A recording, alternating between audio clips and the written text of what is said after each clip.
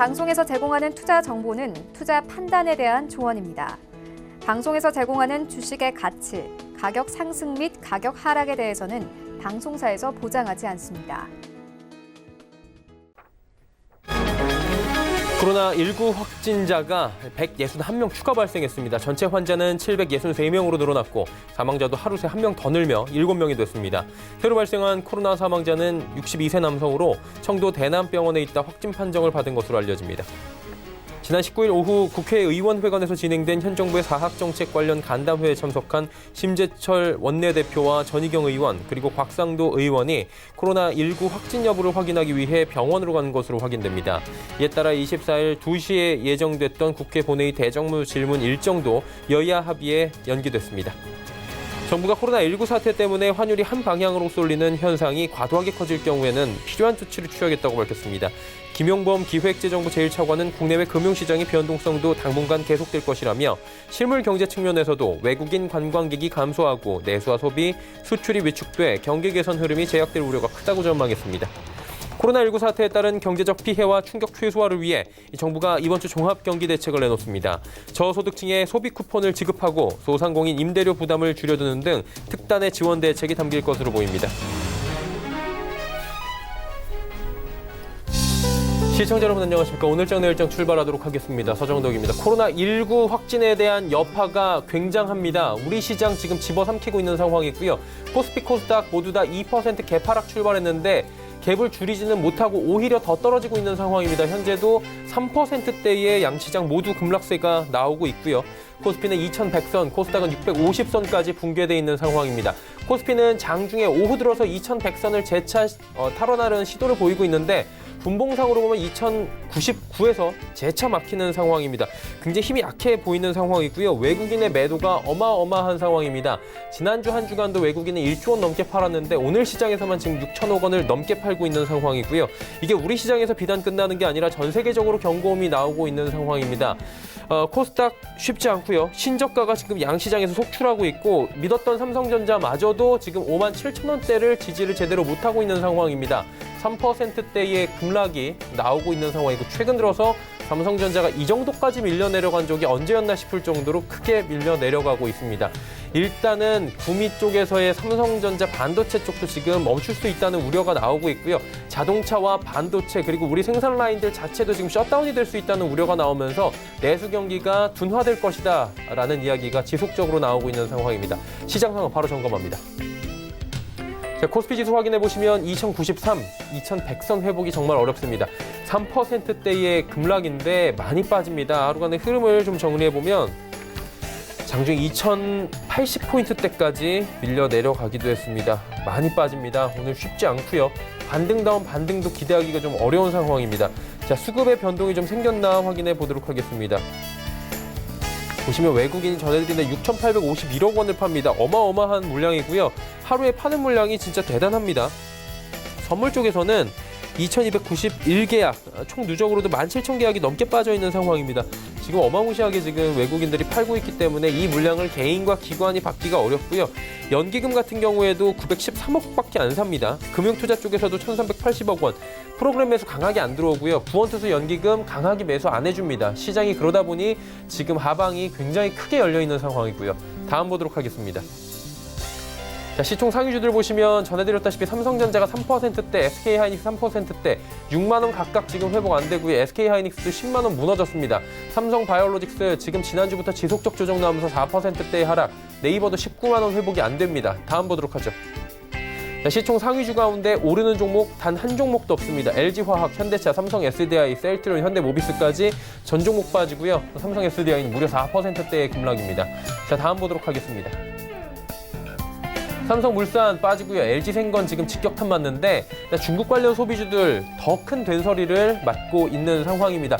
그런데 사실 오늘 따지고 보면 어떤 종목이 더 많이 내린다 찾기가 좀 어려울 정도로 전체적으로 밀려 내려가는 상황이고요. 경기 방어주 성격이 강한 SK텔레콤, 한국전력 이런 종목들도 오늘 1%씩 각각 빠지는 모습을 보면 시장에 정말 힘이 없다라는 게 느껴집니다.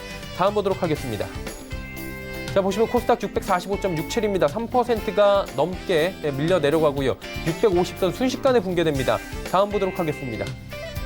코스닥이 20포인트 넘게 빠지는 거 참 오랜만에 보는 것 같은데 반등 다운 반등 시도하다가 그대로 다시 밀려 내려오는 상황입니다. 다음 보도록 하겠습니다. 수급 보시면 공교롭게도 외국인만 삽니다. 개인이 지금 투매가 나오고요. 기관도 팝니다. 기관은 투신 쪽에서 주로 파는데 일단은 개인 그리고 투신 쪽에서 파는 물량들은 펀드 환매 물량들도 굉장히 많이 나오고 있다. 개인들이 코스닥 쪽에서는 어느 정도 정리를 오늘 시장에서는 좀 하고 있다라고 보셔도 될 것 같습니다. 다음 보도록 하겠습니다. 셀트리온 헬스케어는 사실 시장 대비해서 굉장히 양호하다고 할 수 있겠습니다.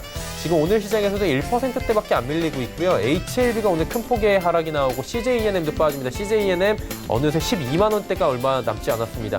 펄어비스 빠지네. 오늘 게임 관련주들 좀 호재성이라고 해야 될까요? 일단은 사람들이 집에만 머무른다라고 이런 전염병들이 창궐하게 되면 게임 관련주들이 한번 섹터가 돌기 시작하는데 아직은 아닌 것 같습니다. OTT 관련 스튜디오 드래곤도 오늘 2%대의 하락이고요. 다음 보도록 하겠습니다. KMW 5%대의 급락. 일단은 뭐 중국 관련 그리고 지금 설비 관련인데 일본에 대한 올림픽 지금 불확실성도 커질 수밖에 없는 상황. 물론 강행하겠다고 했지만요.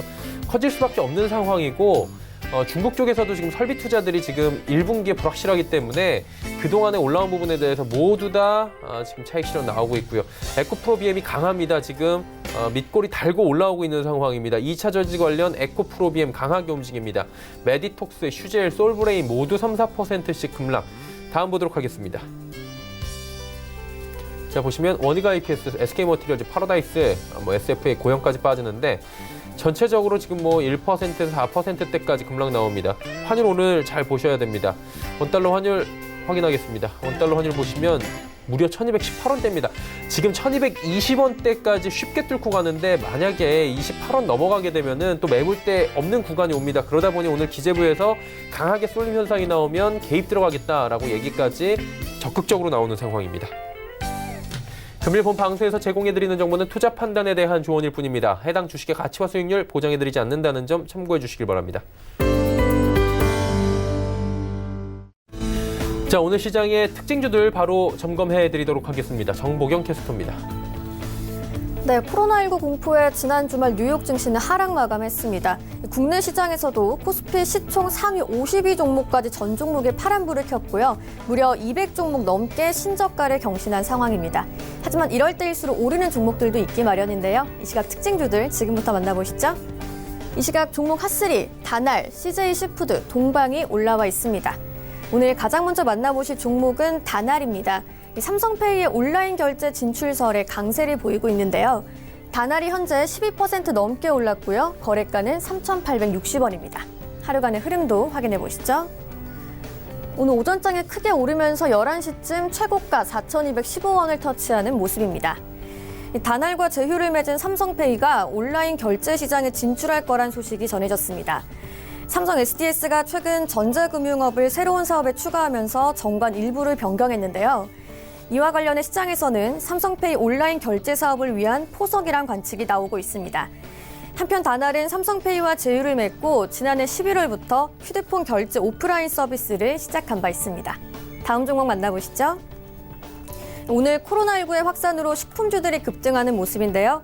CJ시푸드가 현재 상한가까지 올라갔습니다. 거래가 3,945원입니다. 하루간의 흐름도 확인해 보시죠. 오늘 크게 오르면서 출발한 주가가 오전장에서 상한가를 터치하는 모습입니다. 코로나19 국내 확진자가 763명, 사망자도 7명으로 늘어났습니다. 약 일주일 만에 확진 환자 수가 20배 이상 늘어난 건데요. 정부는 어제 코로나19 위기 경보 단계를 경계에서 최고 수준인 심각으로 상향 조정했죠. 전염병 추가 확산에 대비해서 소비자들이 식품 사재기에 나서는 모습인데요. 이에 따라 CJ시푸드를 비롯해서 서울식품, 우양 등이 급등하는 모습입니다. 오늘의 마지막 종목 만나보시죠. 한편 소비자들이 식자재를 택배로 주문하면서 물류 배송 관련주가 강세를 보이고 있는데요. 현재는 동방도 가격 제한폭까지 올랐습니다. 거래가 2,650원입니다. 하루간의 흐름도 확인해 보시죠. 오늘 개장 직후 상한가로 직행해서 풀리지 않고 있는 모습입니다. 전염병 감염을 우려한 소비자들이 대형마트나 시장을 찾기보다는 온라인으로 상품을 구매하고 있습니다. 택배 관련주들의 수혜가 기대되는 가운데 물류기업 동방이 쿠팡과 전담 운송사 계약을 체결한 것으로 알려졌는데요. 한편 쿠팡은 고객들의 불안감을 덜기 위해서 당분간 모든 주문 물량을 비대면 언택트 배송 방식으로 처리하겠다고 밝혔습니다. 지금까지 이 시각 종목 핫3의 정보경이었습니다. 네, 시장 이슈 바로 점검해 보도록 하겠습니다. 펠리제 투자앤리서치 김민수 대표와 함께합니다. 안녕하세요. 네, 안녕하십니까. 예, 월요일부터 이게 블랙먼데이가 지금 펼쳐지고 있는 상황입니다. 쉽지가 않은데 이번 주도 이슈들 굉장히 많잖아요. 하나하나 좀 점검해 볼까요? 네, 일단 시장은 불안해도 챙길 건 챙겨야 되겠죠. 예. 그런 관점 쪽에서 오늘 한국의 1월 관광 통계 관련된 쪽은 무엇보다 이제 1월 달도 물론 중요하겠지만 2월 달부터 여러 가지 급감할 가능성이 높은 그런 지표라고 봐야 될 것 같고요. 한국 여행업협회에서 집계하기를 1월 23일부터 2월 3일까지 중국의 아웃바운드 단체 여행은 95%, 그리고 인바운드 단체 여행은 73%가 취소됐다고 하게 되면 거의 유동하는 인구가 없다고 봐야 되겠죠. 그런 관점 쪽에서 변화가 나오게 되면 아무래도 관광 관련된 쪽은 상당히 큰 타격을 보는 지표가 적어도 한 2, 3월 달까지도 연장돼서 나올 가능성이 높다. 이런 관점 쪽에서 여전히 부정적으로 바라볼 상황들로 보여지고 있고요. 그러나 중국에서 전인대 회의 관련돼서 연기 여부에 대해서 얘기가 나올 걸로 보여지고 있는데, 특히 연기는 한다고 하더라도 연기 가능성이 좀 높다고 봐야 되겠죠. 근데 연기는 한다고 하더라도 그 외에 쏟아낼 수 있는 경기 부양책들은 계속 나올 가능성이 높다라는 관점 쪽에서 바라보고 있는 상황들이고요. 또는 세 번째로 독일의 2월 기업 환경 지수가 발표가 될 예정인데, 최근에 독일의 제조업 PMI와 경기 기대 지수의 추이를 한번 보시게 되면요. 그러니까 무엇보다 경기 기대 지수 같은 경우가 PMI 지수가 바닥을 확인하면서 빠르게 올라오는 흐름들을 보여서 앞으로에 대한 기대감을 높였다고 하더라도, 특히 그렇다고 하더라도 다시 고점에서 밀려 내려가는 모습들이죠. 그러다 보니까 이번에 코로나19 사태와 관련된 충격들도 그대로 고스란히 전해지는 대표적인 지표라고 봐야 될 것 같고요. 그렇게 되셨을 때 지금 가장 먼저 주목할 게 환율이라고 봐야 될 부분들인데, 지금 달러화가 계속 강세로 가는 이유의 대표적인 흐름들이 유로화 약세라고 봐야 되겠죠. 그런 관점 쪽에서 아직까지 유로화를 강하게 끌어올릴 만한 모멘텀이 지금 적다라는 관점으로 봤을 때 여전히 지금 이어지고 있는 달러화 강세 추이는 계속 이어지면서 시장에 대한 약간 부담 요인들도 상존하고 있다, 이렇게 봐야 될 것 같습니다. 그리고 2월 25일 날 화요일 날 같은 경우는 한국의 2월 소비자 동향 조사가 발표가 될 예정인데요. 특히 2월 소비자 동향 같은 경우도 기대감이 썩 높지가 않은 게, 최근 들어서는 한 100대 이상까지 올라오면서 상당히 그래도 고무적인 회복세를 보여줬는데, 지금 추이를 보게 되면은 다시 큰 폭으로 꺾일 가능성이 높다는 부분들 쪽에서 추가로 지켜봐야 될 부분이라고 생각되고 있고요. 그 밖에 미국에서도 12월 주택가격지수와 6월 소비자 신뢰지수가 발표가 될 예정인데, 마찬가지로 미국도 소비자 신뢰지수 꾸준히 반등 기조를 가면서 100대를 회복했다가 아마 이번 또 지표도 똑같이 그렇게 썩 좋지 못할 것이다 라고 보게 되면, 지금 전반적으로 실물 경제 자체에 대한 어떤 코로나19 사태 이후에 나오는 각국의 충격들을 2월달 지표부터 확인한다는 관점 쪽에서 썩 그렇게 기대감이 높지는 않다라고 바라보고 있고요. 또 2월 26일 날 수요일 날 같은 경우는 한국의 2월 기업 경기 실사 지수와 1월 무역 지수 및 교육 조건이 발표가 될 예정입니다.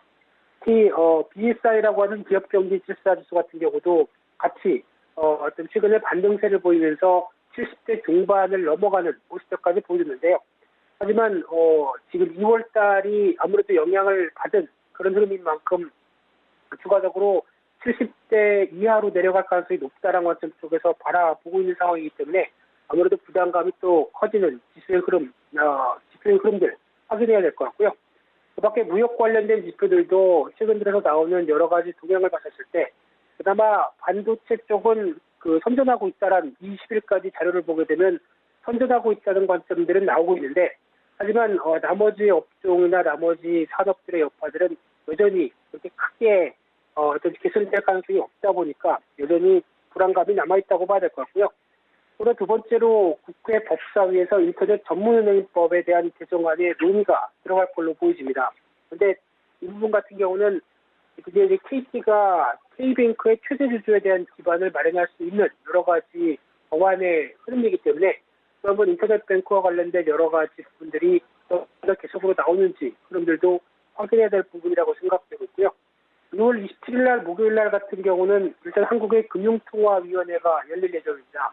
이번에 아무래도 최근에 나오고 있는 여러 가지 사태, 특히 정부의 여러 가지 역할론과 그에 따른 모든 방법을 강구하겠다라는 관점으로 봤을 때 금리 인하 가능성이 상당히 높다고 봐야 될 것 같고요.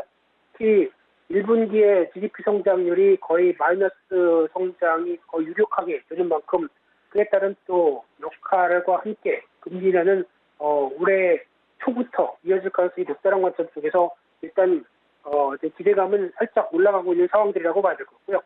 그 밖에 미국의 4분기 GDP 수정치와 1월 내구재 주문이 발표가 될 예정인데 일단 미국의 1월 내구재 주문 같은 경우는 그래도 그나마 이번에 미중 간의 무역 협상이 합의가 되기 시작하면서 그래도 중국으로 수출할 여러 가지 어떤 준비를 하는 과정 쪽에서 지표들이 좀 좋지 않을까로 바라봤던 상황들인데 그런 관점 쪽에서 내구재 주문이 상대적으로 조금 긍정적으로 나온다고 하더라도 여전히 앞으로 불투명하다라는 관점 쪽으로 봤을 때는 어떤 기대감이 그렇게 높지는 않다고 봐야 될 것 같고요.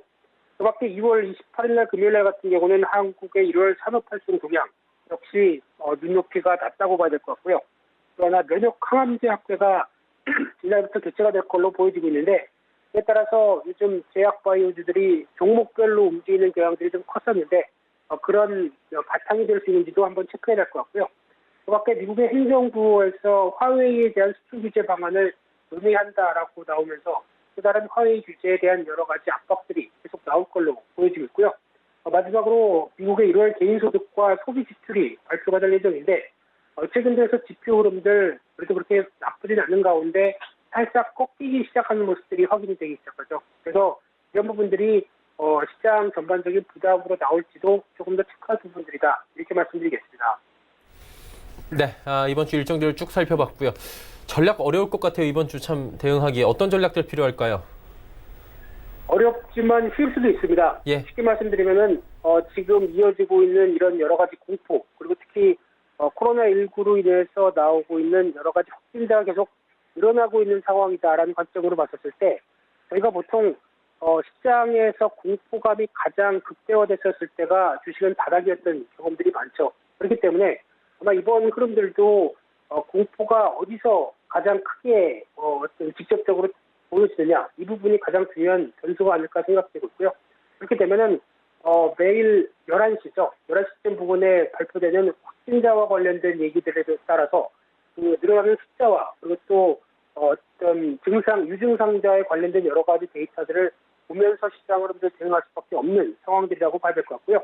그래서 일단 지금은 시장 자체가 그래도 실물 경기가 회복된다라는 관점 쪽에서 기대감을 갖다가 바로 또 악재로 이어지는 전반적인 타격들이 이어지다 보니까 혼란과 여러 가지 그림들이 가중된다라고 보여지고 있는데 더 부담스러운 요인들은 개인 중심의 수급이죠.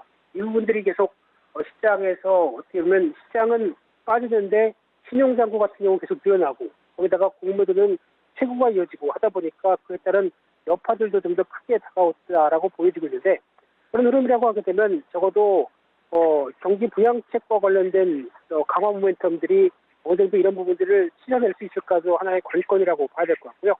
특히 지금 기준이라고 하게 되면 적어도 2050선에서 2100선 사이에서 어느 정도 지지권을 만들면서 M자형, W자형이죠. W자형 패턴을 만들어가는지도 한번 주목을 해야 될 것 같은데 아무래도 공포에 대한 여러 가지 극심한 어떤 우려감들은 주 초반에 많이 집중되지 않을까라고 하게 되면 확진자 숫자의 동향에 따라서 주 중반 이후에는 조금씩 시장이 기지개를 펴려고 하지 않을까도 살짝 생각해보는 단계고요. 이런 때일수록 당연히 위험 관리 필요하겠죠. 무엇보다 신용 관련된 레버리지를 키우는 매매는 절대 바람직하지 않다고 봐야 될 것 같고요. 그래도 지금 기존 시장의 주도를 보였던 섹터 중심으로는 계속 포트폴리오를 압축하자 이런 관점 쪽에서 말씀드려야 될 것 같습니다. 예, 투자 전략들 짚어주셨습니다. 오늘 말씀은 여기까지 듣겠습니다. 고맙습니다. 네, 감사합니다. 칼리지 투자 리서치 김민수 대표였고요. 이슈 칼럼 이어갑니다.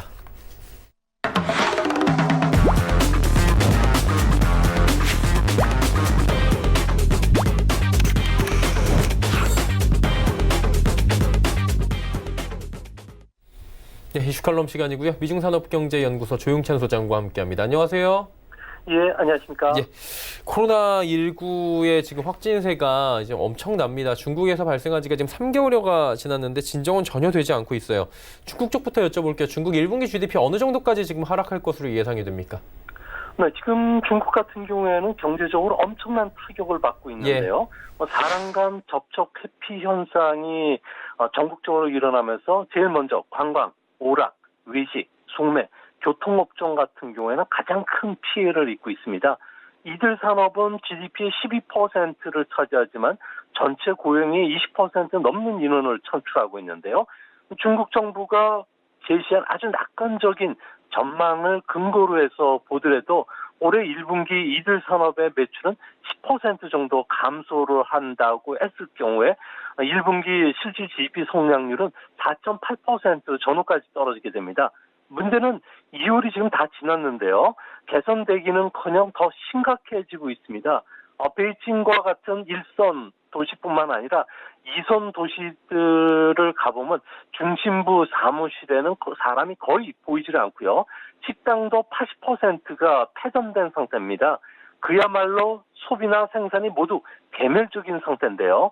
이 때문에 3월에도 코로나 대유행이 종식되지 않는다면은 1분기 GDP 성장률은 3.8% 전후까지 떨어지게 되고요.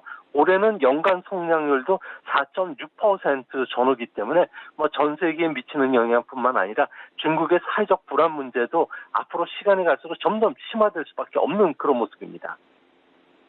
그리고 중국 같은 경우에는 지금 통계 기준을 계속 바꾸고 있거든요. 이게 폐 쪽에 엑스레이를 찍었다가 나오는 환자였다가 아니었다가 하다 보니까 들쭉날쭉하는 모습이에요. 이 이유가 있습니까? 네, 중국 같은 경우는 벌써 통계 기준을 3차례 변경을 했는데요. 아무래도 임상진단병례라는 기준이 추가되면서 환자 수가 급증했던 게 중국 정부 입장에서는 눈에 가시였을 것입니다. 시수석 같은 경우에는 2월 29일 날이죠. 코로나 확산세를 막기 위해서 3월까지는 종식시키겠다고 여러 번 밝혀왔는데요. 환자 수가 이런 상태로 계속 증가한다면 자신의 권위 추락뿐만 아니라 당내 비판에 직면할 수가 있다는 겁니다. 늦춰진 전인대 이전까지 코로나 바이러스 대유행이 종식되지 않는다면은 인재를 초래시킨 주범에 대해서는 희생양이 필요하겠죠. 시주석은 물론이고 측근 상무위원뿐만 아니라 관련 장관들이 책임을 지는 사태까지 몰려간다는 겁니다. 이 때문에 이번 사태가 진정돼 가고 있고요. 정부 통제하에 완벽하게 관리되고 있다는 것을 보여주기 위해서 확진 판정 기준을 좀 바꾼 것이고요. 이 때문에 우한시에서는 지금 더 조여야 되는 시점에 일부 공원을 개방한다든지 교통 통제도 조금 풀어주고요. 외출 허용도 제한적으로 풀어준 것으로 보여집니다. 그리고 경기 경착륙 우려된다라고 했는데 중국의 경제적 피해에 대해서 지금 우려가 나오면서 글로벌 증시가 좀 조정을 받고 있는 것 같은데 중국 경제 피해가 어느 정도입니까 지금? 네, 중국 같은 경우에는 2월 말까지 목표로 코로나를 종식시키겠다는 그 자세를 취하고 있는데요. 이 때문에 5가지 감염 확대 방지책을 강력하게 추진해 왔습니다.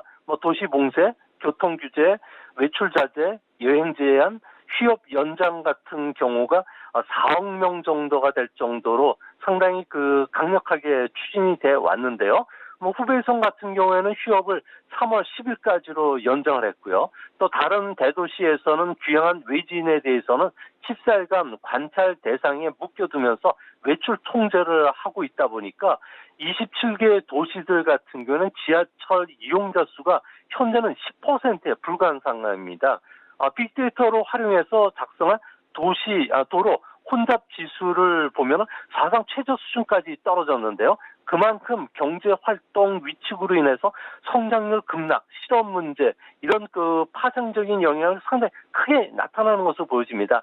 또한 생산과 소비 활동이 얼마나 활발한지를 보여주는 6대 화력 발전소의 석탄 소비량 같은 경우로 보면은 작년 충절이 끼어 있는 2월에 비해서도 더 30% 넘게 감소했다는 거죠. 한반도에 미세먼지가 날라오지 않기 때문에 우리한테는 한편으로는 긍정적이지만 중국이 산업 생산을 30% 이상 급감을 하게 되면 단순 계산으로도 GDP도 3%포인트 정도 떨어지게 된다는 겁니다.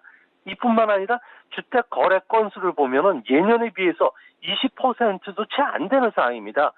중국의 GDP의 25%, 또한 일용직 고용의 20%를 차지하는 부동산 시장이 경기에 빠진다면은 43조 달러 규모의 산업 경제가 그대로 주저앉을 수밖에 없기 때문에 실업난, 과잉 생산 문제, 또 6조 달러에 달하는 부실 채권 문제가 더 발생할 수밖에 없고요. 여기에 더 나가서 지방 정부는 재수 감소로 앞으로 인프라 투자 재원까지도 부족해질 수가 있기 때문에 중국 정부는 어떻게든지 간에 3월 달에는 정상화 경제를 끌어올리기 위해서 다양한 액션들을 취하지 않나 이렇게 보여집니다. 예, 그리고 지금 전인대 계속 여쭤봐야 되는 부분이 전국인민대표대회 언제 결정할지 이제 정식으로 결정이 된다고 하는데 이게 원래 3월 5일에 개막이고 이 기간을 벗어난 적이 없다고 하는데 이번에 조금 예외가 될 수 있다고 하죠? 네, 그렇습니다. 한 일주일 전서부터 제13기 3차 전인대는 연기된다는 걸 기성사실로 못 박았고요. 오늘 조금 있다가 언제 개최될지가 정식으로 결정이 돼서 발표가 된다고 합니다. 전인대는 1985년 이후 3월에 개최되는 게 관례였고요. 특히 1998년부터는 3월 5일로 개막이 고정화됐었습니다. 결정된 일정이 변경된 적은 중국 역사상 보면 딱 3번 있었는데요. 1957년 반우파 투쟁 때, 그리고 1959년 대약진 운동, 그리고 1963년에 계급 투쟁이 문화 대혁명 때만 있었습니다.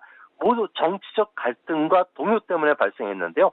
이번에 시진핑 정권의 안정 유지라는 측면에서 코로나19의 종식이 된 뒤에 결정이 될 것으로 보여지기 때문에 앞으로 이거와 관련된 향후 논란은 전인대 때 심각하게 정치적인 격변이 일어날 가능성도 있지 않을까 조심스럽게 전망이 됩니다.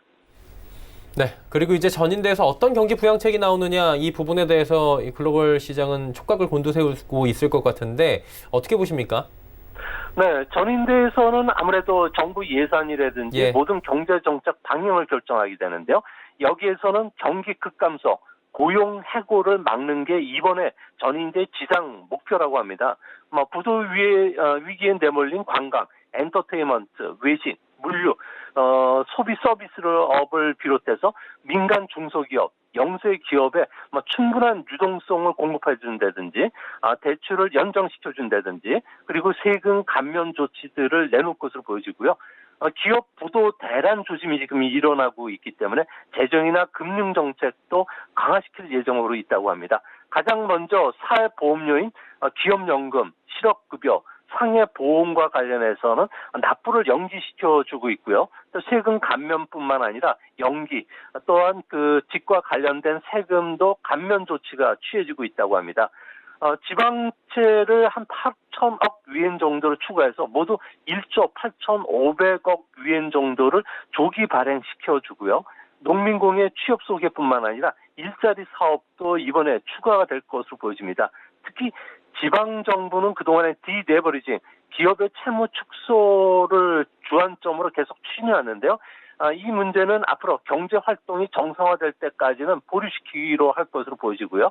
또 금융기관에 대한 금리 경감, 만기 대출 연장, 대출 확대를 요구할 것으로 보여지는데요. 이는 고스란히 부동산 기업이죠. 지금 은행 대출 신청이 82억 달러가 됐다고 하는데요. 이런 쪽에 자금 지원에 적극적으로 나서지 않을까 보여집니다. 또한 인민은행 같은 경우에는 2차례에 걸쳐서 금리도 낮춰줬는데요.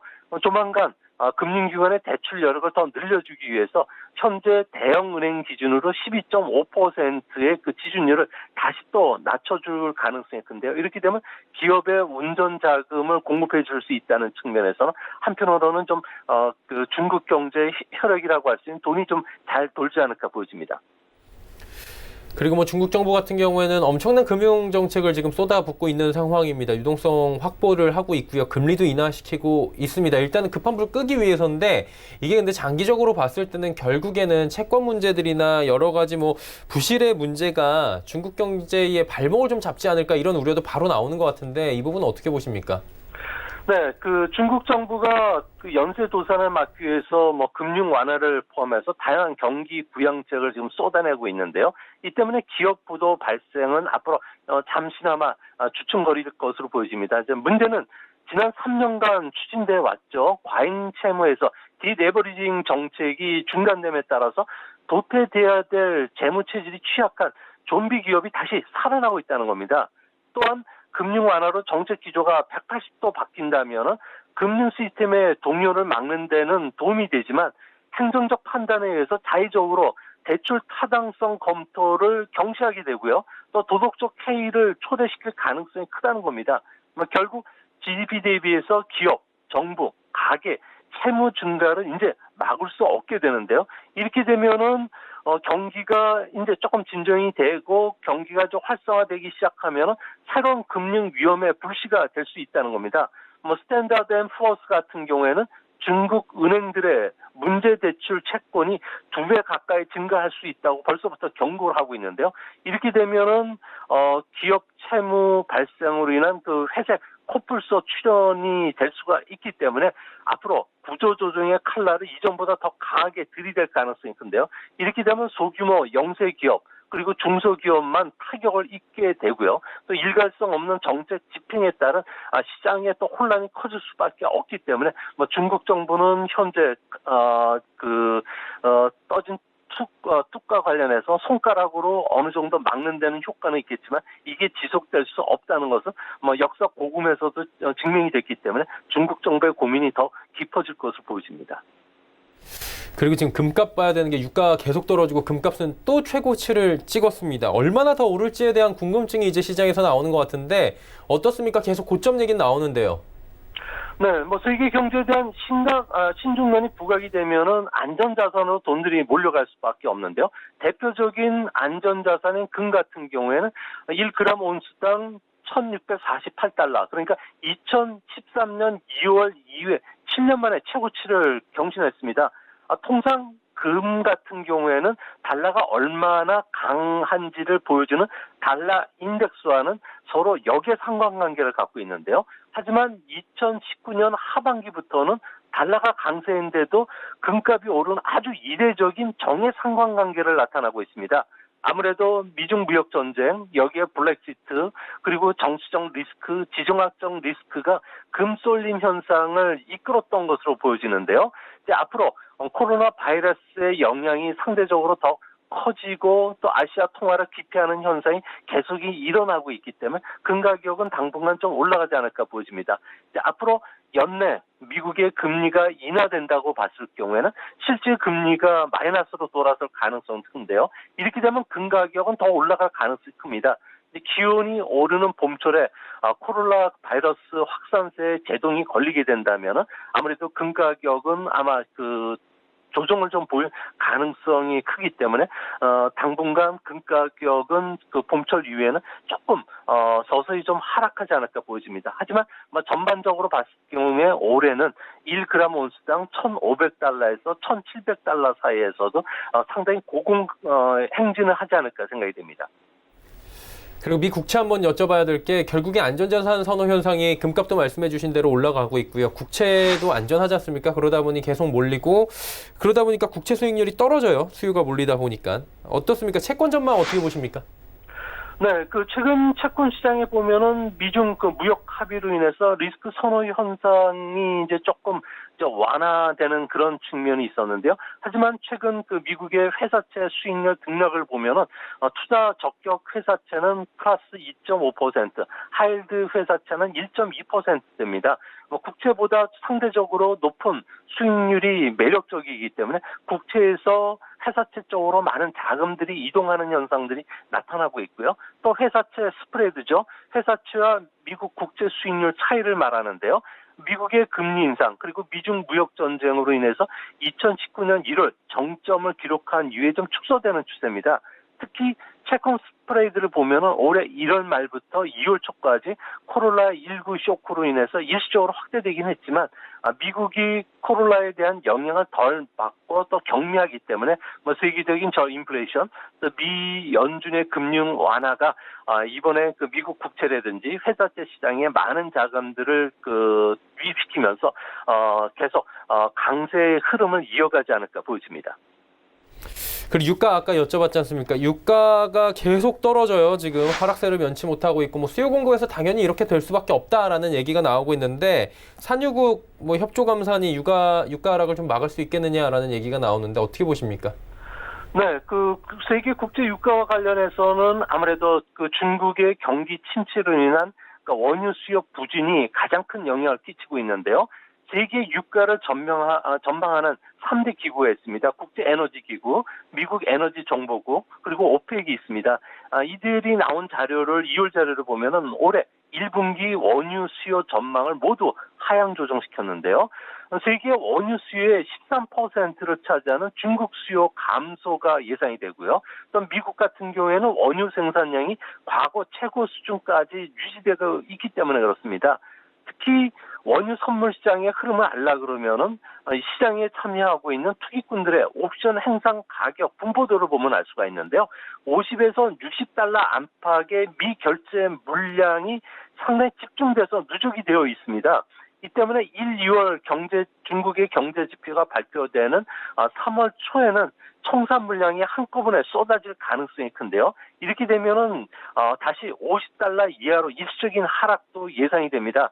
다행인 점은 50달러 선이 깨지면은 오펙 플러스가 협조 감산에 나설 가능성이 높은데요. 아직 러시아 같은 경우에는 감산에 찬성을 하지는 않고 있겠지만 3월 5일부터 6일 사이에 오펙 플러스 임시 회담에서는 하루 사우디를 비롯해서 다른 산유국들을 중심으로 한 60만 배럴 정도 추가 감산에 합의할 가능성이 크다는 점에서 올해 유가 같은 경우는 1달러에 45달러에서부터 65달러 정도가 에서 움직이지 않을까 생각이 됩니다. 예, 유가 이야기까지 들어봤고요. 오늘 말씀은 여기까지 듣겠습니다. 고맙습니다. 예, 감사합니다. 미중산업경제연구소 조용찬 소장과 함께했고요. 종목 이야기 바로 출발합니다.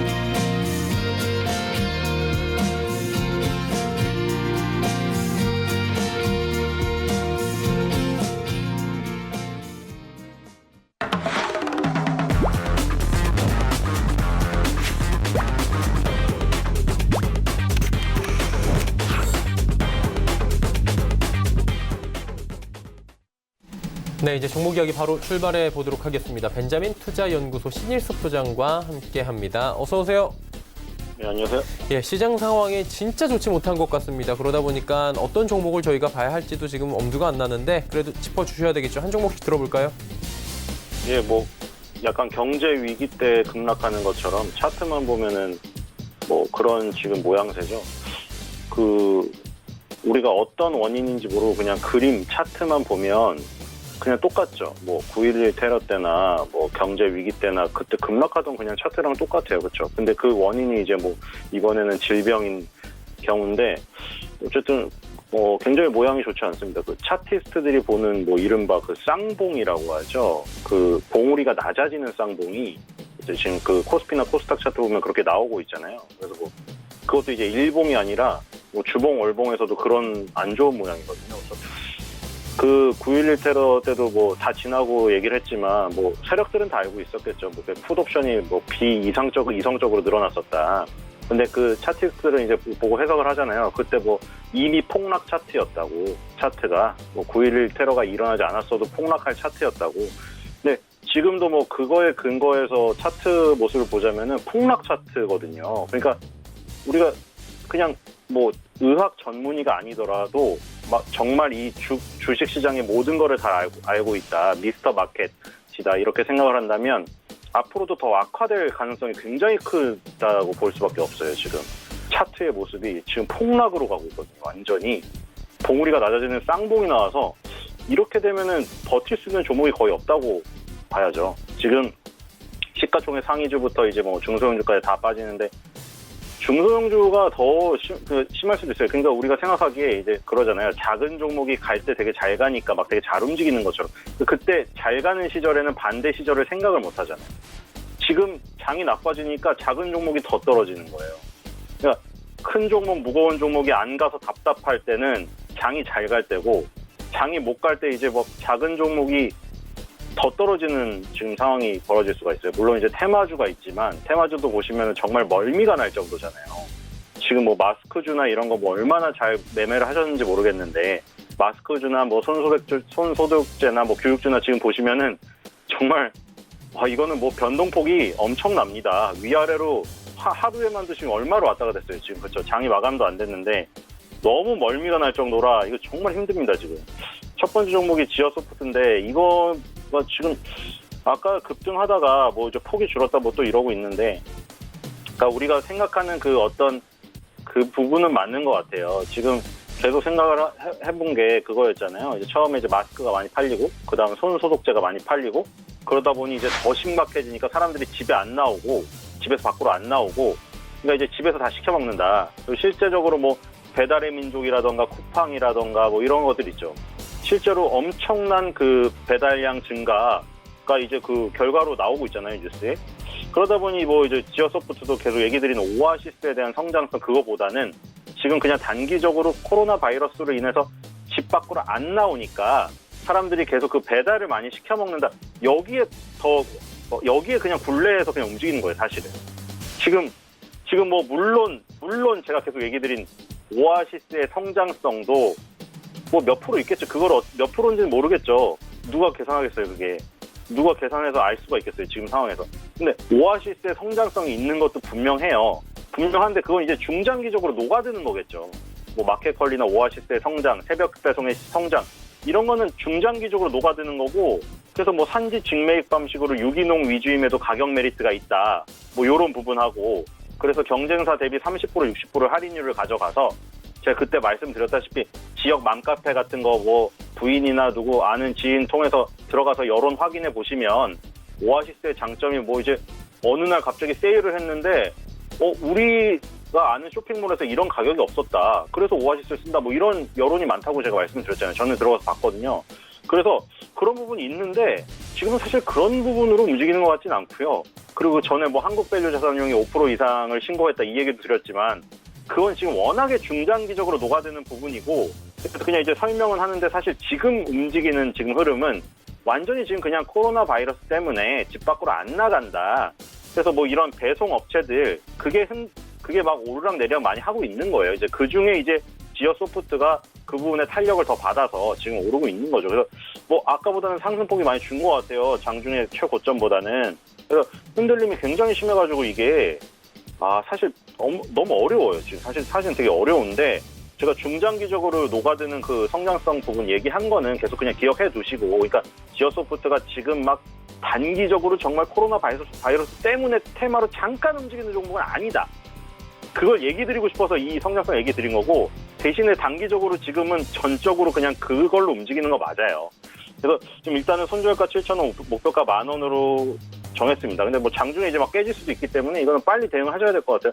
왜냐면 제가 아까 큰 부분을 얘기 드렸잖아요. 크게 보면은 폭락 차트여서 차트가 지금 코스피 코스닥이 이거는 아마 더 늘어날 거예요. 제가 생각하기에는. 의학 전문가로서 얘기 드리는 건 아니고, 의학 전문가가 아니더라도 미스터 마켓을 믿는다면은 시장의 폭락 차트 그 모습을 본다면 이 상황은 더 전파가 확산이 될 수밖에 없는 상황으로 갈 것 같습니다. 그래서 종목별로도 대응을 잘 하셔야 될 것 같고요. 두 번째 종목은 우량입니다. 이것도 오늘 좀 급등을 하는데 이거는 이제 음료 베이스 및 퓨레, HMR 제조하는 거요. 이것도 코로나 바이러스 때문이에요, 지금.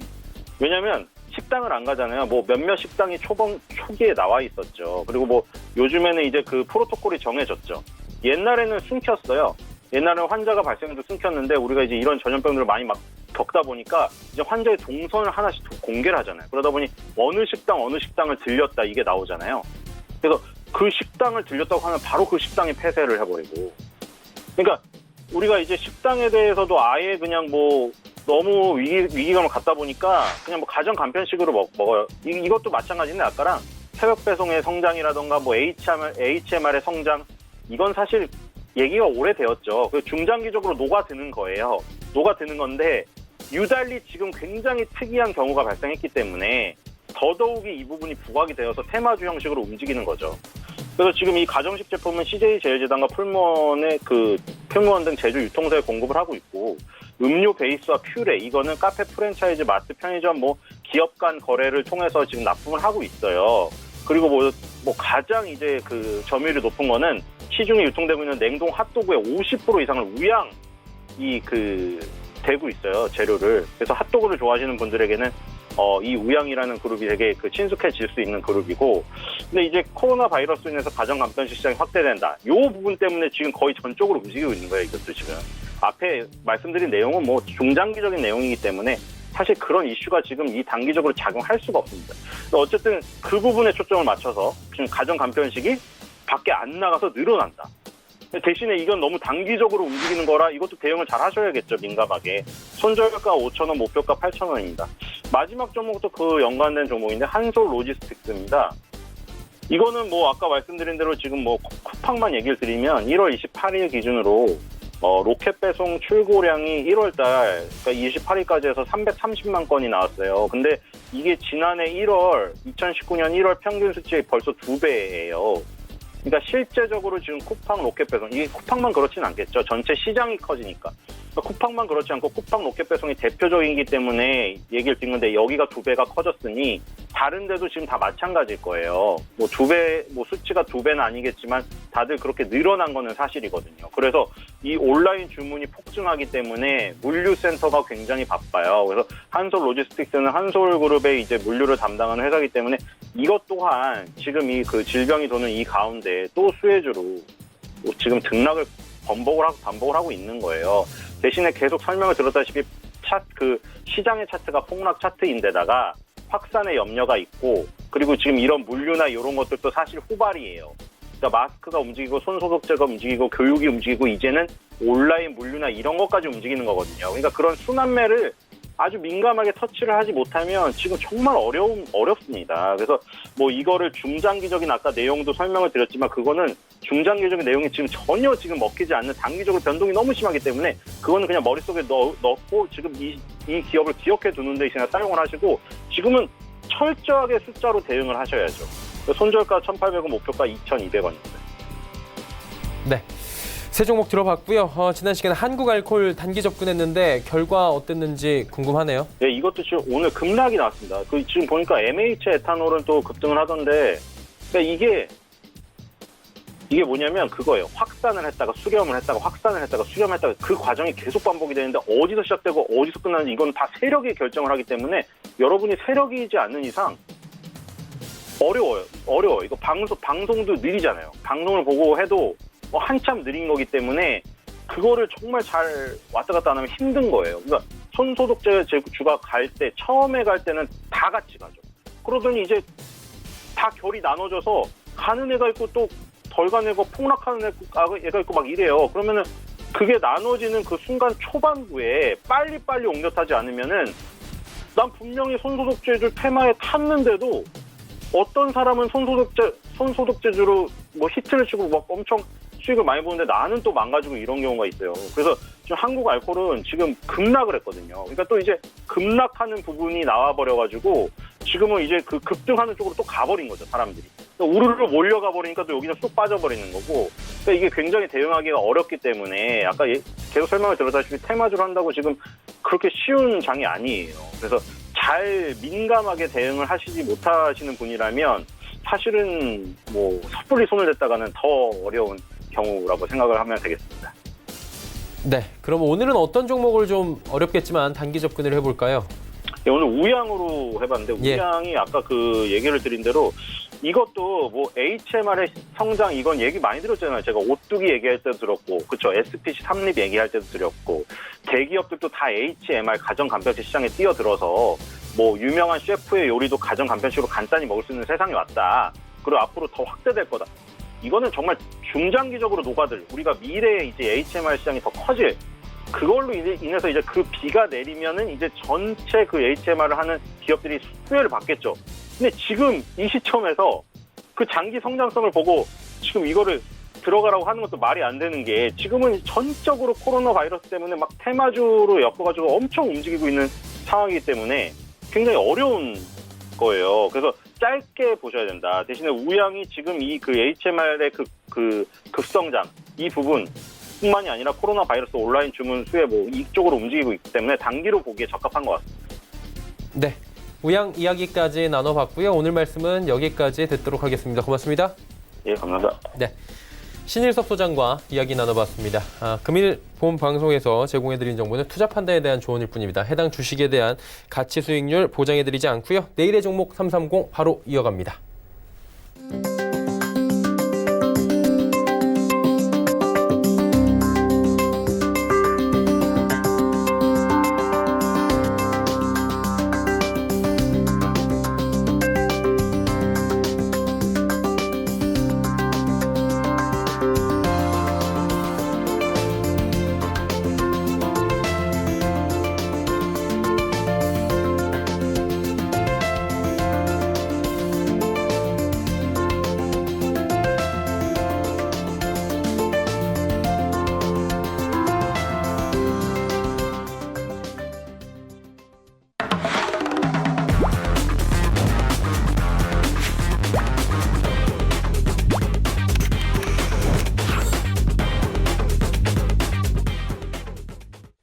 내일의 종목 330 바로 이어가도록 하겠습니다. 서울경제TV의 이지환 멘토와 함께합니다. 어서 오세요. 안녕하세요. 네, 오늘 주제부터 바로 살펴보도록 하겠습니다. 주제 보시면 코로나19 관련 IT 제품 생산 차질 우려가 부각된다. 이 얘기가 사실 지속적으로 나오고 있었는데 최근 들어서 증시 조정에 빌미를 좀 주고 있는 것 같습니다. 자세한 이야기 들어보도록 하죠. 네, 제목은 이제 일단 부각인데 사실 이제 시장이 좀 어렵고 조금 이제 긍정적인 부분에서 말씀 좀 드리려고 합니다. 어차피 지금 시장이 어려운 가운데 주도 섹터였던 IT 종목들 위주로 차익 매물이 나오고 있기 때문에 상당히 이제 혼란스러운 시장의 모습이 있고 이때 이제 우리가 어떻게 시장을 좀 바라봐야 되는가에 대한 부분이 헷갈리실 건데 너무 이제 부정적인 생각보다는 오늘은 조금 긍정적인 부분을 말씀드리겠습니다. 애플이 지금 알고 계신 것처럼 공장이 중국의 우한에 있습니다. 그렇기 때문에 이번 신종 코로나 관련된 부분에서 직격탄을 맞을 수밖에 없고 생산 차질 우려가 나온다라는 부분이 부각이 되고 있습니다. 특히 이 공장 근로자들이 공장에 복귀하지 않아서 뭐 애플에서는 우리 돈으로 하면 하나 50만 원 정도 인센티브를 걸고 있는데도 공장에 출근하지 않는다라는 얘기까지 나오고 있는데 그만큼 이제 생산 차질이 우려되는 부분이 있는데 사실 우리 IT 업체들로 보면은 오히려 이 부분은 좀 기회로 활용할 수 있는 부분도 분명히 상존해 있습니다. 특히 이제 삼성전자 같은 걸 보시면 스마트 공장이 올 초에 이미 대부분 다 문을 닫고 탈중국화를 이미 시작을 했습니다. 그래서 중국에 지금 현재 삼성에 관련되어 있는 스마트폰 공장이 하나도 없는데요. 그런 부분에서 삼성이 지금 현재 대부분의 생산 소재 부품 관련된 부분은 베트남 쪽, 뭐 한솔테크닉스라든지 이런 쪽으로 지금 베트남 소재 쪽으로 다 옮겼기 때문에 오히려 이런 부분 때문에 오히려 삼성은 IM 실적과 관련해서 좀 좋을 수도 있다는 부분이 조심스럽게는 현재 나오고 있습니다. 그래서 실제로 삼성 같은 경우는 중국에 기반을 두고 있는 공장을 점차 줄여나가는 추세이기 때문에 신종 코로나19 관련된 부분에서 큰 피해가 없을 수 있다는 부분이 좀 부각이 되고 있고요. 그런 점에서 이전에 하웨이가 미중 협상에서 굉장히 어려움을 처했을 때 오히려 삼성의 IM 실적이 4분기에 큰 폭으로 늘어났다는 부분을 참고해 보신다면은 너무 이제 이 부분을 우려스럽게 봐서 비관적으로 볼 필요는 없다라고 좀 말씀을 드리고요. 특히 이제 갤럭시 S 지금 현재 20까지 나와 출시가 됐는데 사실 이 부분과 맞물려서 원래 중국 쪽에서 신모델 출시가 되기로 돼 있었습니다. 근데 이 부분이 지금 이제 연기가 됐고 딜레이가 되면서 어떻게 보면 신모델 출시 지금 현재 삼성전자 이제 독자적으로 지금 가고 있는 부분이 있기 때문에 오히려 1Q 실적이 고가폰 위주로 좀 양호하게 나올 수 있다라는 부분이 대두된다는 점도 너무 시장이 어려울 때 한 번쯤 상기해 볼 만하다라고 말씀을 좀 드리겠고요.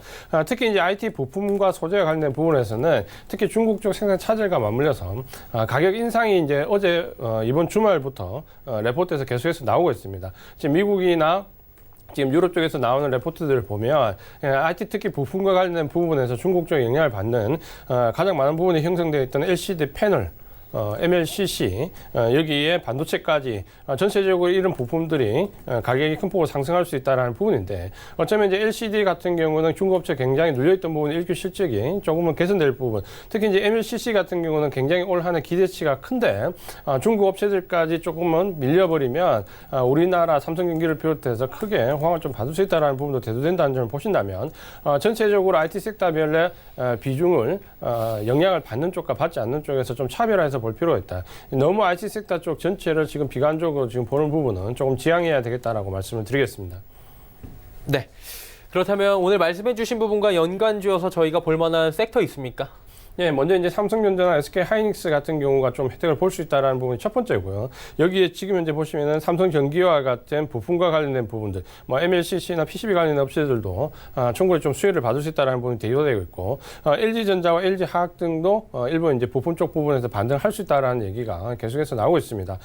전체적으로 단기 차익 물량들은 지금 현재 계속해서 매도 폭이 크지만 장기 물량들은 또 여전히 계속해서 매수해 나갈 모습들을 보신다면 일단 IT 섹터에서 조정받는 주도주 쪽으로 접근하는 전략이 유효하다라고 말씀을 드리겠습니다. 네, 알겠습니다. 오늘 말씀 여기까지 듣겠습니다. 고맙습니다. 이지환 멘토와 이야기 나눠봤습니다. 금일폰 방송에서 제공해드리는 정보는 투자 판단에 대한 조언일 뿐입니다. 해당 주식의 가치와 수익률 보장해드리지 않는다는 점 참고해 주시길 바랍니다. 저희가 준비한 소식은 여기까지입니다. 잠시 뒤에는 마감 임박 60분의 승부가 바로 이어집니다. 채널 고정해 주시길 바랍니다. 고맙습니다.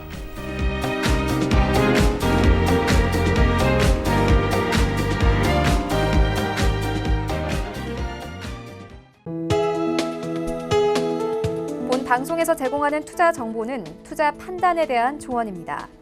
방송에서 제공하는 주식의 가치, 가격 상승 및 가격 하락에 대해서는 방송사에서 보장하지 않습니다.